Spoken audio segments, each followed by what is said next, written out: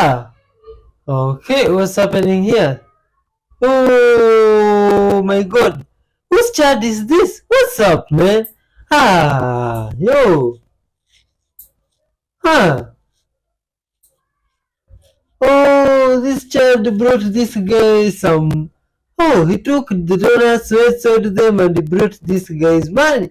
At first, maybe he had a bad impression about him, but this is a good waves child, a well brought up child.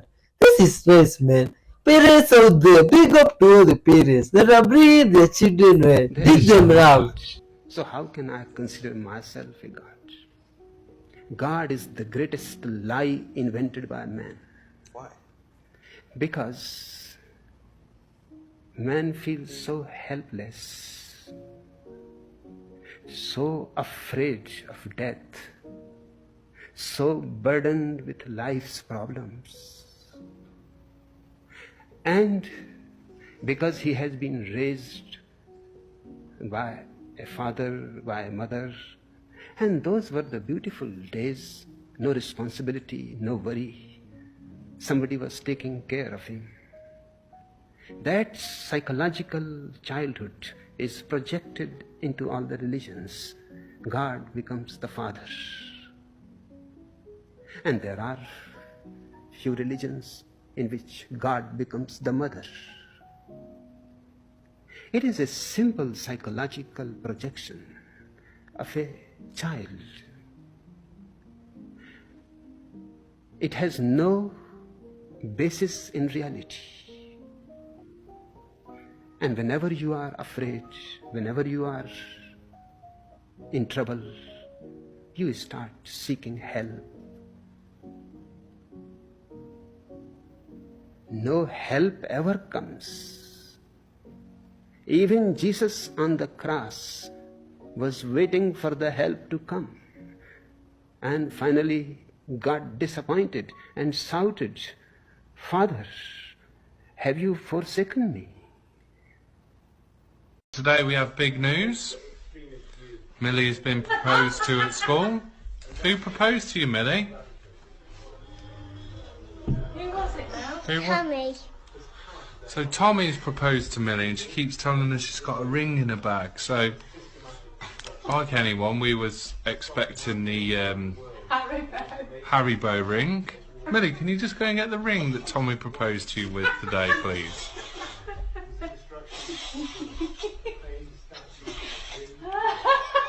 Tommy has stolen his mother's engagement ring, 3 enormous diamonds, and proposed to Millie. Is on October 28th, 2023, okay? Now remember, when was the first ever Q post? October 28th, 2017. October 28th, 2017. So if you include October 28th, 2017, then that's October 28th, 2017, 1, 2018, 2019, 2020, 2021, 2022, 2023. So people look at this and they go, "No, Charlie, it's 6 years." No. They've taught you this ridiculous from business, but it excludes the actual date. So it sets you off on your count. People are always off on their counts, and it's a simple little, but it's just what they're just evil. It may seem like a little thing, but these people are evil. Their people are sick. So it's a significant thing here. So October 7-year delta on the first Q post, and then October 28th, which is the full moon, which is known as the Hunter's Moon, is the 7th year anniversary of the first Q post, which means all of God's scales are in sevens, no matter what it is. Music 7, colors 7, sound 7, everything is based on scales of 7. 7 is completion in God's scales. This is the 7-year, October 28th is the 7-year delta of the first Q post, which is bringing the Q posts to completion. So you see the significance of this, right? And when you look back at this, and what we did is you have to go back and include the day, October 28th, 2017. And if you calculate out the days from October 28th, 2017 to October 28th, 2023, it works out, and I don't have it in front of me here because that, I believe I left downstairs, but I believe that number was 2162 or 2138 days that we calculated out for how many days between October 28, 2017 and October 28, 2023. And when you type out, and let me just do it here, and it'll tell me if I'm right here. So 2000. Yes, it is. Yes, it is. Yes, it is. Okay. So because that equals 431 in simple gematria. And again, actually I can get access to this because I actually posted this on Facebook. So it'll work better, faster. I'll just find the post. I'll find that post in the first Q post and this October 28th. So 7-year delta from October 28, 2017 to what's coming up, which is the Hunter's Moon at its fullness. It's fully waxed on October 28th, which is this in sevens are completions of scales. So this would be the completion of the purpose of the Q post. And so when you take the amount of days, 2,500 and 2,562, the gematria for it is 431. And we just couldn't believe it because these are large. That's a larger number in gematria. And usually with larger numbers, it's more difficult to find sensical and meaningful gematria connections, but not here. It was literally just overwhelming. So when you look at 431, which is again the gematria for 2,500 and 2,562, which are the amount of days between the first Q post on October 28, 2017, and this coming October 28. So you look at this 431 representing it, and the Book of Revelations by John the Baptist 431. You change your life by changing your heart 431. The kingdom of God is here, and they can't stop it 431. So again, this is the significance of October 28. And again, here you have the kingdom of God is here and they can't stop it.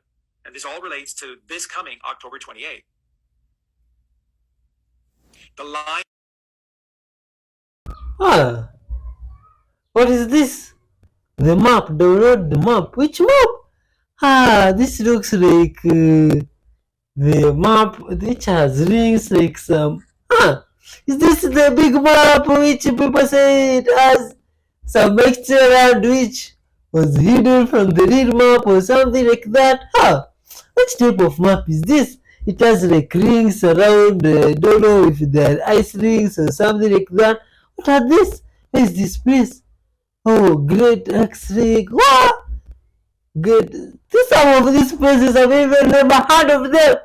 Oh man, the moving island. What? What? Oh, oh, who has any information or what this map might be? Ah, let's share because it's recording about the center part. The circle one is the only one we are taught about in school because it's like what? You mean it's a portion? Using curse words. I'm not talking about profanity either. We say things like, I'm broke, I'm sick, I'm an idiot, I can't do it, I'm not good enough, I'm afraid, I'm depressed, this is just how it's going to be, this is my luck, I'll never find the one. These are all curse words, and they have the power to bring life or death. I'm not a name it and claim it pastor, but our words matter. James tells us that our tongues are small but powerful. What's down in the well comes up in the bucket. So I would encourage you to get closer to God so your heart or the well will be full of God's ways, and your bucket or your mouth will change from curse words to life-giving words. Let's speak life into our lives and others.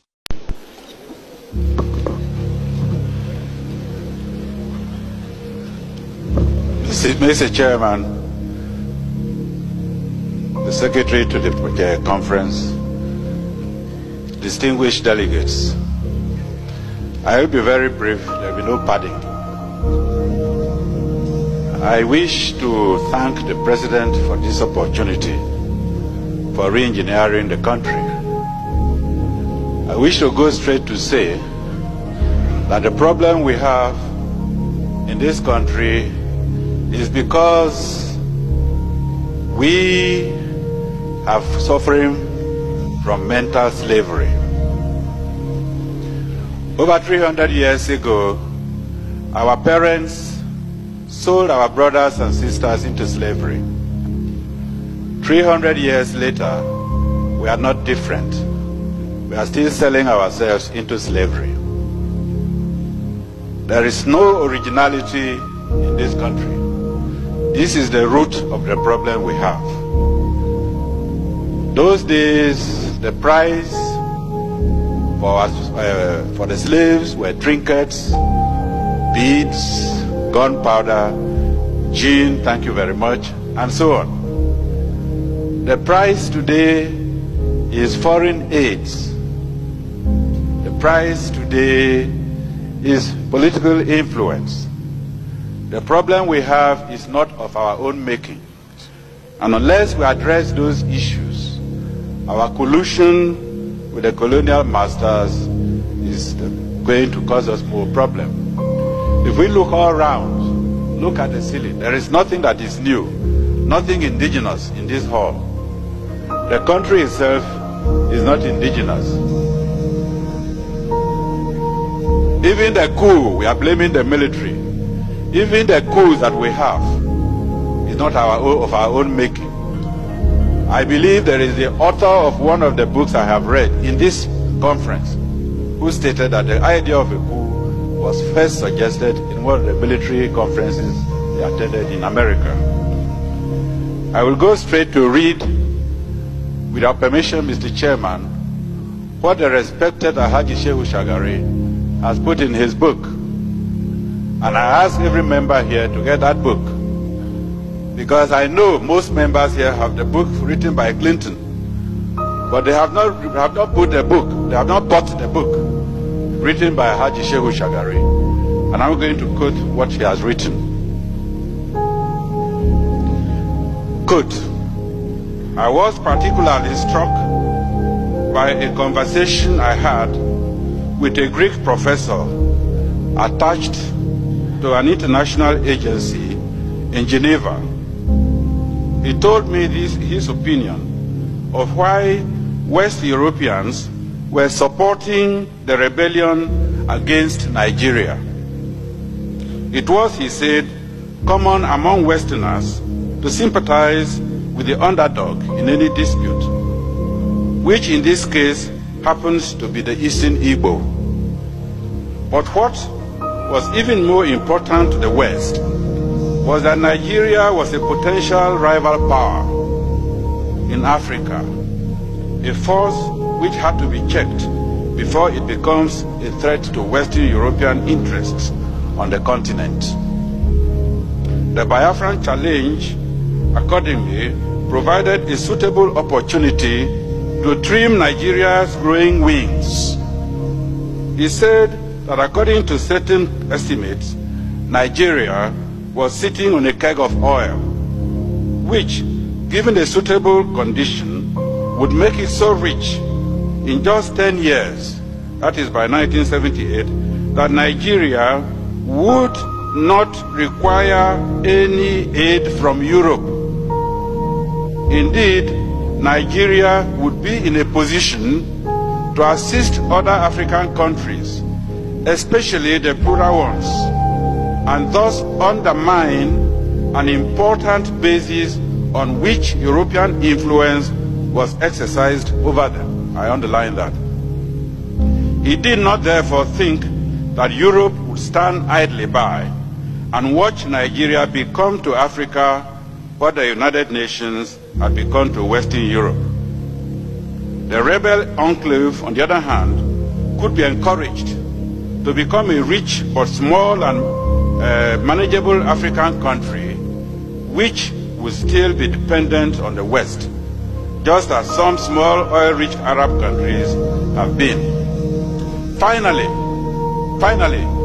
he assured me that whatever happened in the future, the West would never allow Nigeria to develop to a position where its wealth and power would threaten West European interests in Africa. Mr. Chairman, I don't need any comment. Thank you very much. Thank you. Yo, wonderful people! Thanks for watching up to this far, man. You are all loved and respected. You see, good vibes videos is past, others with controversial stories, and now like this video that has passed. It is a good video. There are some wonderful, amazing man there was sharing some words, which has reminded me of an event I had attended in our country. You see, where people were celebrating freedom from the Englishman rule, and people came of different cultures and were interacting together, sharing what they have, those that have and those that doesn't.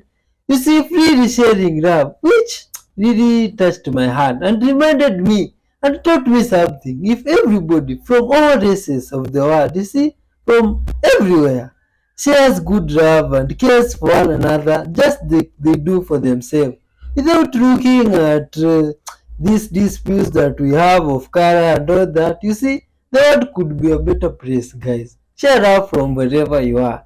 Hit the like button and watch till the end. Leave your comment, please. Help spread this message of love. Much, much love. Ah, secret footage of a griffin. What is a griffin? Is this like a hybrid of an eagle and a cat or something like that? Ah, oh, this looks like something we had seen in one of those episodes we did in the past. Ah, oh, what is this? Unknown interdimensional water monster caught on camera.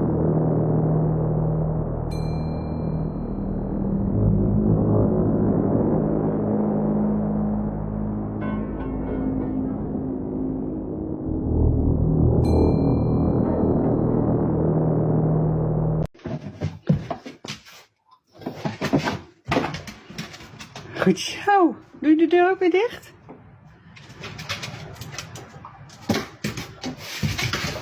You know, they say that the deepest hole that anybody's dug into, like in Russia, was something like 12 miles down. And then they can't go any deeper because all the drill bits keep breaking and whatnot. And that tells me something.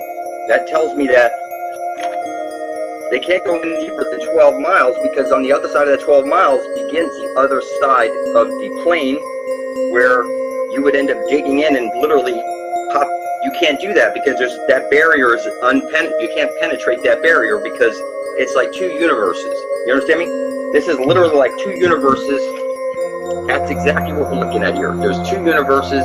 It's one sun. That flat earth plane that we're on top of right now, there's an underside to it where there's perpetual twilight. And that is where the everlasting light is going to be found on the other side of that hole. When we go into that hole at the center of the dish, where every compass points to, that's going to take us to the land of perpetual twilight. And in that land of perpetual twilight is the living waters that you would drink from that gives you everlasting life. When people go to church, you know, this is something that people, for some reason, they don't understand what this word amen, you know, that comes from Amen Ra. And when you go into a church, you'll notice that any house of worship has stained glass windows on it. Doesn't matter what you're Jewish, doesn't matter what religion it is, you'll notice that there's stained glass windows there because they're blocking out the sun above your head so that every bit of your focus is placed onto the black sun. Oh my god! Ha! What do you think about that?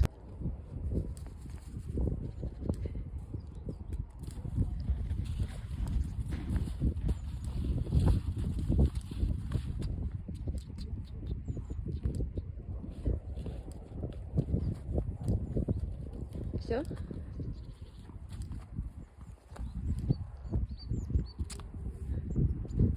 Герман, покатаешь Брану?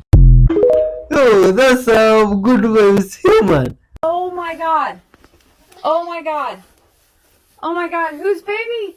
Oh my god, whose baby? Whose baby? Who had a baby? Oh my god. Oh my god.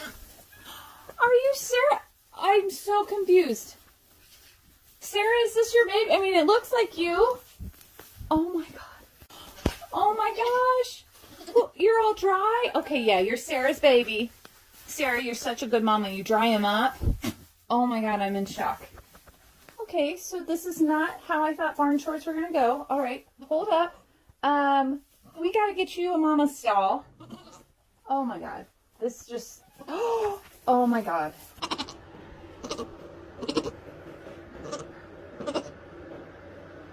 And all cleaned off by mama. What are you doing? You better not be eating that grain. You're not grown yet. You were just born. Don't give me that look. That's just very beautiful. Watch the candles on the cake.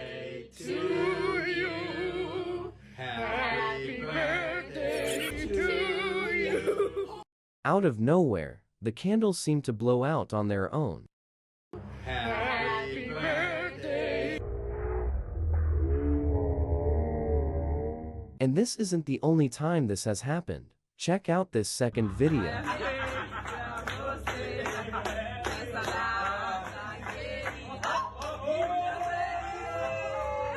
The exact same thing happens.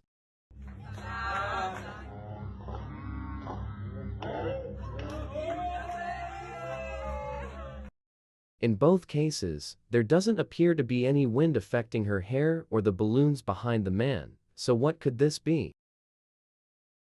Oh, good people, do you think that is At the it? top of my list is NASA. You know that crowd? Never a straight answer.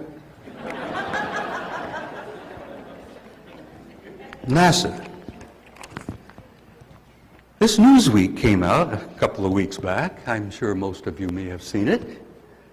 This is a shameful issue. This is a shameful article. In search of aliens, it says. And then it says, NASA is out there looking.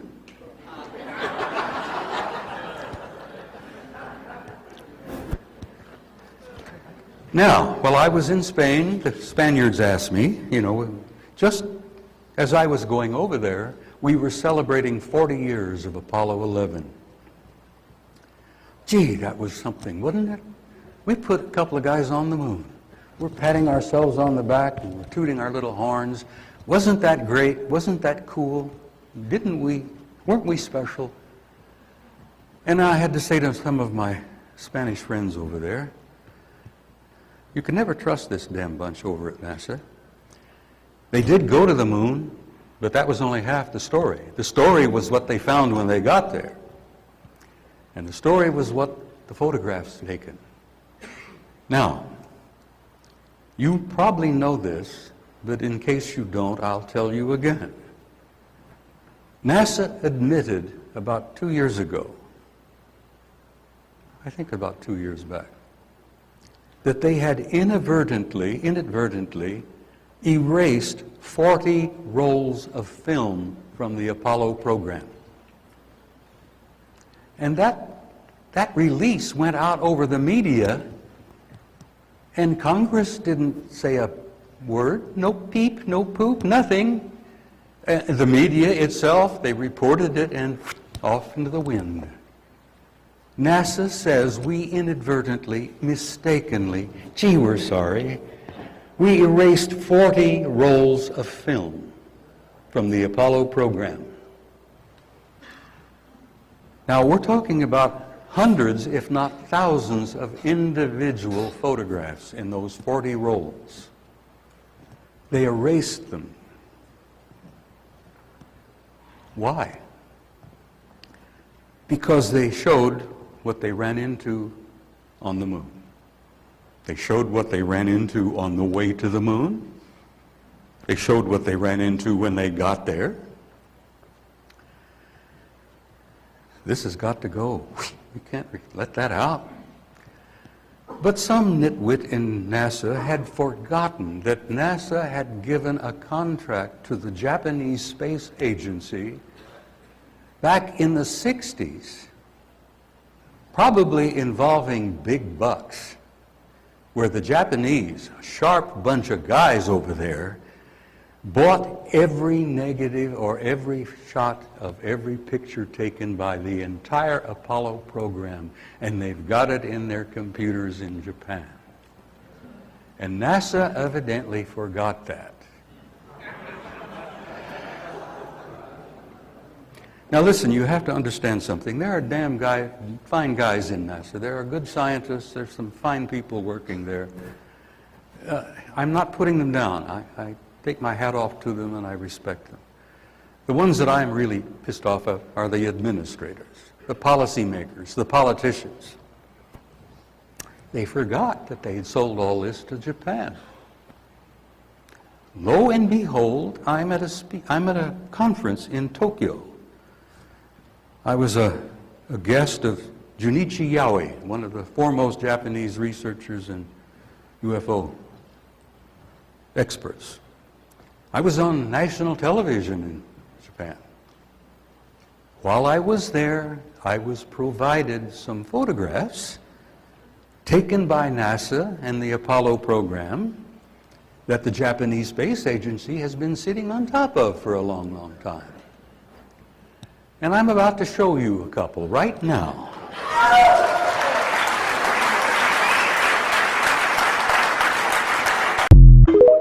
Ah! What? Okay, what do we got here? Hello? Someone there? That's kind of creepy. Look at those eyes. I mean, hello? The woods are a creepy place anyway. I mean, wow. What would you do? There's one more detail that your scientists still fail to explain. At some burial sites, children were laid out according to their age in ascending order, one or several children in every age group. I mean, babies, children from 6 years old, and teenagers lay separately.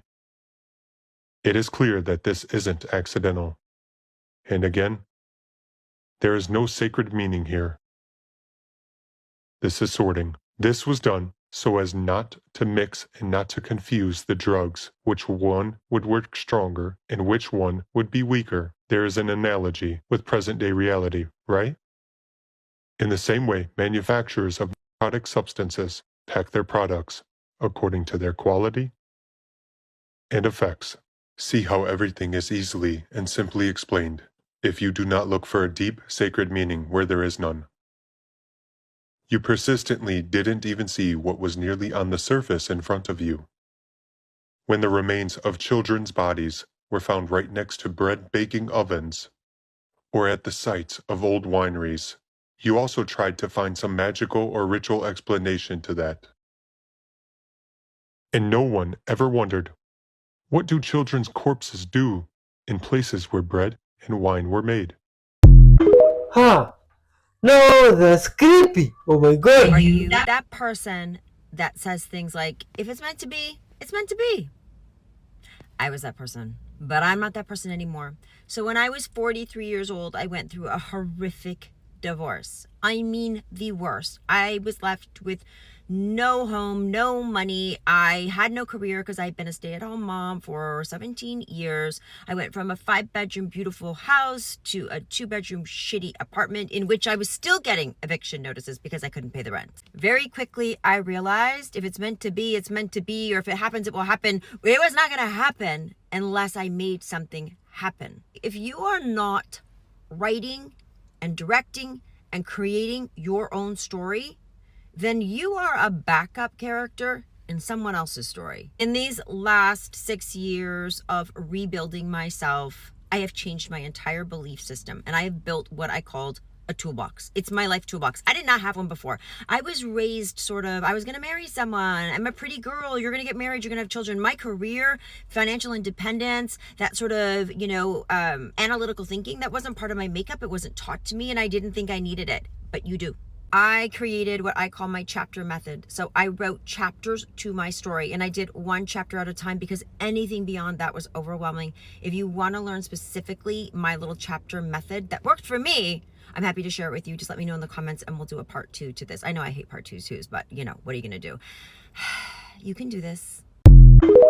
Much love to yourself, man. Big up. That's insane. Look how many they are.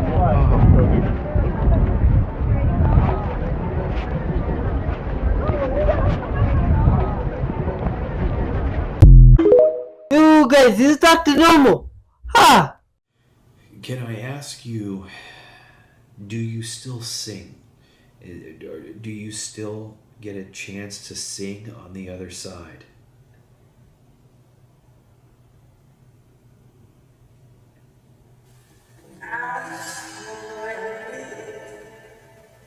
You died at 27 years old.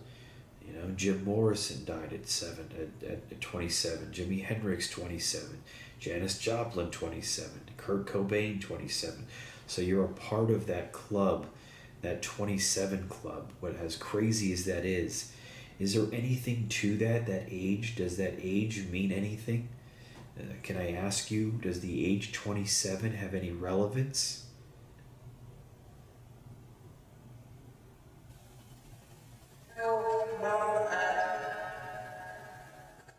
If there's one thing that you want to say, the most important thing you would like to say tonight, a message you want to convey, what would that be? So I'm just going to ask you that again. Give you a chance. If there's an important message, anything that you would like to say, what would that be tonight?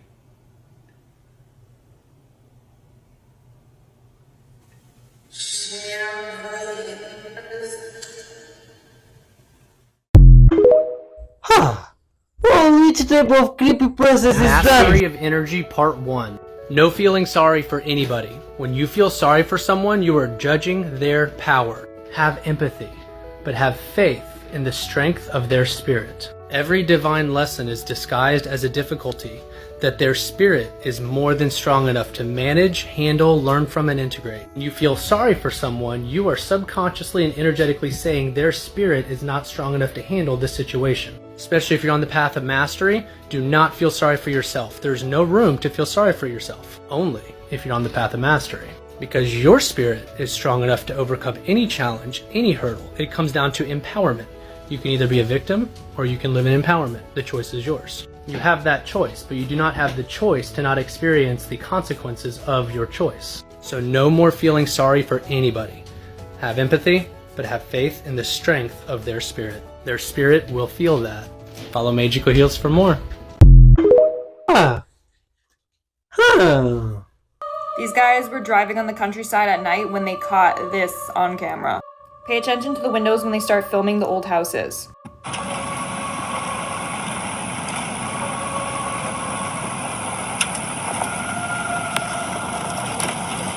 There it is.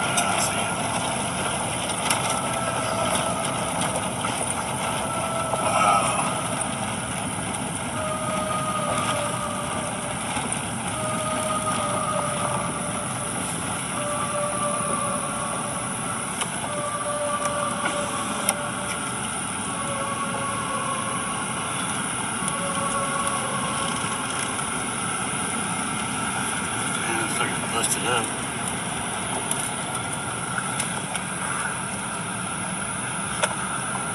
Holy fuck. Go, go, go, go, go, go, go, go. What? Oh my god. Oh. What's happening here? This looks like some drawing on a stone. Oh, what's happening? Which type of stone is this? Oh, some guys came here, do you call them archaeologists? Or what do you call them? Those guys that search for minerals and this kind of stuff. They came and see the mineral and they think it has something. Let's find out what is in this stone. Oh, this looks like an ordinary stone, but seems like it's not ordinary. If you see people investing in stores so much, digging them and with such machines, there must be something interesting about the stone. And definitely there is, because what is this now? How? My god! What? Oh, it looks like some hidden artifacts from the past. That's interesting. Oh, maybe the symbolism on that stone was used to say there is some hidden stuff there, or what was that? Oh, please share your thoughts on what you think about this. This is quite interesting. Oh, I shall be careful when walking near stores looking for such symbolisms. I might as well come across some artifact of gold or something like that and tell you people, or some manuscript there with some way of spreading love to the whole world for just 1 minute or something like that, and you said to be credible. Wow, Much love to all guys that have watched up to this Curious part. to know what is shadow talk? Stick around because I'm going to answer this question. Shadow talk is essentially the underlying conversation that is the truth behind what you're saying. This is conveyed through the energy of the conversation. It's something you see on TikTok all the time. Shadow talk is one of the biggest determining factors on TikTok to decide whether or not a video goes viral. You throw away your hashtags, throw away your hooks, throw away all those things that you've learned from people on this app. If you do these two things with your shadows, your videos are going to be crazy. One, if your shadow is completely aligned with the things that are coming out of your mouth in real time. Or two, if the video is completely opposite of your shadow in real time. Like, have you ever seen a video of someone explaining something and you know they have no idea what they're talking about, but they don't have the earnest truth to reveal what their shadow is revealing, which is they're learning about something. So they're sitting here saying 3 tips to help you, feel amazing, but they don't even feel amazing and you can feel it in the video. That is shadow talk. And there's so many different forms of shadow talk that we could break down. And one of them that is so easy to identify is Twitter talk. If you want to know about that, let me know. But Oh, that's interesting. For the first time in thousands of years, people are able to see the energy being given off by the Great Pyramid using a pair of our dicyanin aura goggles. Energy field or aura that surrounds the Egyptian pyramids. I have these dicyanin goggles. But I'll be damned if I don't see a faint glow around the outside, specifically the apex where the casing cells are still in place. I've tagged the original creators in this video, and I love that they're out there doing the first-hand research. So go give them a like and a follow and show them some love. In a recent video, I showed you some crystals and organite through the dicyanin goggles. But while we're on the subject of Egypt, I'd like to show you something that's truly one of a kind that you will never see anywhere else. This piece is an authentic ancient Egyptian magic wand made of serpentine or greenstone. And it's the same shape as the Egyptian hieroglyph for the word Ah, meaning great. And you can very clearly see its immense energy. It's very interesting that this is made of serpentine, because the traditions of how this would have been used is to place it against an initiate's forehead during an initiation ceremony in the area of the uraeus, which you can see here as the vulture and the snake, which symbolize the forces of death and rebirth. Could this energy being focused help create an altered state of consciousness and heighten the aspirant's perceptions? And what other Egyptian ritual items have similar energetic effects? The Egyptians knew exactly what they were doing. Most important thing is that every time you reunite. So when you reunite, no touch, no eye. No touch, no talk, no eye contact. Because this is what most people do. Oh my God, baby! Oh my God! Oh, Lord! Oh, stop! And then they go, stop, sit, wait, stop! Oh my God! So you're contradicting the ritual, because to them that's a ritual. So if your dogs learn to greet you like that, they're gonna greet all humans like that, including little humans. And then they're gonna say, well, we do this with humans. I'm gonna do this with dogs too, and with cats, and with chickens. And so it becomes really difficult for a dog to socialize with other species or with their own kind, because in their world, that kind of approach is disrespect. You see it? You don't want a person that you don't know to approach you excited. You know, because you see that as a disrespectful behavior. You know, I've seen this video before, and it looks like the spirits took the spirits, but, pardon the pun. But it is an interesting video. What do you guys think? Just look at this good-hearted construction worker. He obviously came across this lapwing hen breeding in the construction area. So instead of just discarding the eggs and the nest, he thought it well to relocating it to a safe place. And he's obviously scooped out this piece of earth and grass where this southern lapwing hen was breeding, and taking it to a safe place. But just look how gentle he is, placing her down on the ground. She's sitting by her eggs, watching what's happening around her, not even phased. with the happenings around her. And just watch as he places her down, that the eggs doesn't even move. And here we go. Safely grounded, and she's just happy.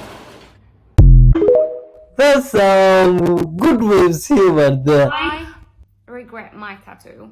The video of me getting my boyfriend's name tattooed on my forehead went viral. All of the big social media platforms, newspapers, radio stations were talking about it. And all I want to say is that I regret my tattoo, but not this one, because this is actually not a real tattoo.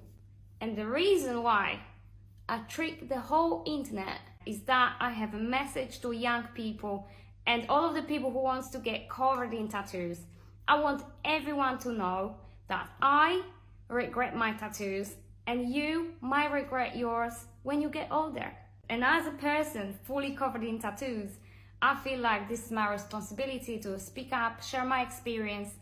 And when people see me on social media, the first thing they notice about me is my tattoos. So if I influence people, I want to influence people in the right way. I remember when 10 years ago, I was getting my first tattoos and my mom, my friends were telling me all the time, Anna, you will regret your tattoos. And I didn't listen, maybe because they didn't have any tattoos. But if there was a person covered in tattoos saying they regret their tattoos, I would have listened. So like and share this video so we can together spread the tattoo awareness that no one really talks about. Much love to you, man. Please share this. So who really owns the land? They say Queen Elizabeth owns majority of the land. Or is it the Rockefellers? Or is it the Rothschilds? This lady is onto something and I feel like she knows more than what she wants to tell us. But let's dissect this video. Share this with someone you love, care, and respect. And this is for educational purposes only. Oh yeah, and if whoever owns the land that you purchased that house on, that means you really don't own that house because you have to own the land.